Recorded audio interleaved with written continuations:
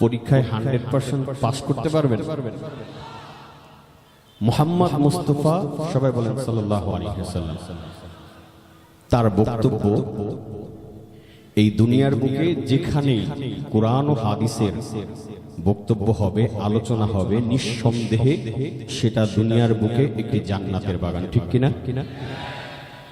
আপনারা এখন যে জায়গাটিতে বসে রয়েছেন, সামিয়ানা দেওয়া, ভেতরে, বাইরে না, সামিয়ানার মধ্যে যতটুকু জায়গা রয়েছে এটা হচ্ছে জান্নাতের বাগান।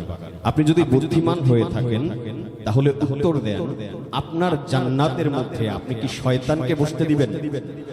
এমন বোকা কে আছে? কেউ নাই। তাহলে রাসূল সাল্লাল্লাহু আলাইহি ওয়াসাল্লামকে আমরা সবাই তো মহব্বত করি না? এই জান্নাতের মধ্যে, এই বরকতময় মজলিসের মধ্যে ফাঁকা জায়গা রেখে বসা সুন্নাতের খেলাফ। কি সুন্নাতের খেলাফ?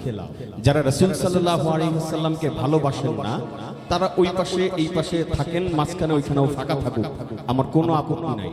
যারা ভালোবাসেন, জান্নাত পেতে চান, জান্নাতের মধ্যে বসে জান্নাতি গজলগুলো শুনতে চান, তারা আশা করি 1 মিনিটও আর বোঝাতে হবে না, প্যান্ডেলের মধ্যে প্রবেশ করবেন। যারা পেছনে চেয়ার নিয়ে বসে আছেন, প্রয়োজনে তারাও সামনে চলে আসতে পারেন ফাঁকা জায়গাগুলি পূরণ করার জন্য। এখানেই প্রমাণ হবে কে কে মুহাম্মদ মুস্তাফা সাল্লাল্লাহু আলাইহি ওয়াসাল্লামকে ভালোবাসে আর কে বাসে না। আর কোনো প্রমাণ দরকার নাই। ঠিক কিনা? জবান বন্ধ হয়ে গেল নাকি? ঠিকের আওয়াজ এত কম হলে গান হবে কিভাবে? যেই কোরআনের কথা বলছিলাম, যে হাদিসের কথা বলছিলাম, আমরা যেই বাংলাদেশে বসবাস করছি এটা এখন 92% মুসলমানের দেশ। ঠিক কিনা?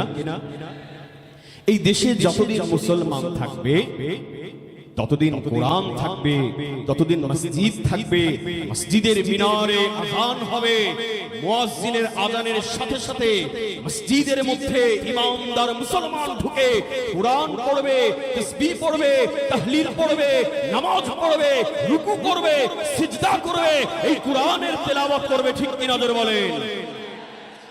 যদি কেউ চায়, এই বাংলাদেশের নয়, এই বিশ্বের যে কোনো প্রান্ত থেকে যদি কেউ চায় এই কোরআনকে মিটিয়ে দেবে, এই কোরআনকে ধ্বংস করে দেবে, এই কোরআনকে পরিবর্তন করবে, এই কোরআনের একটি সূরা তো দূরের কথা, একটি আয়াত তো দূরের কথা, একটি জবর তো দূরের কথা, একটি জেদ তো দূরের কথা, একটি পেশ পর্যন্ত, একটি নুকতা পর্যন্ত এই বিশ্বের কোন এমপি, কোন মন্ত্রী, কোন মিনিস্টারের ক্ষমতা নাই পরিবর্তন করে।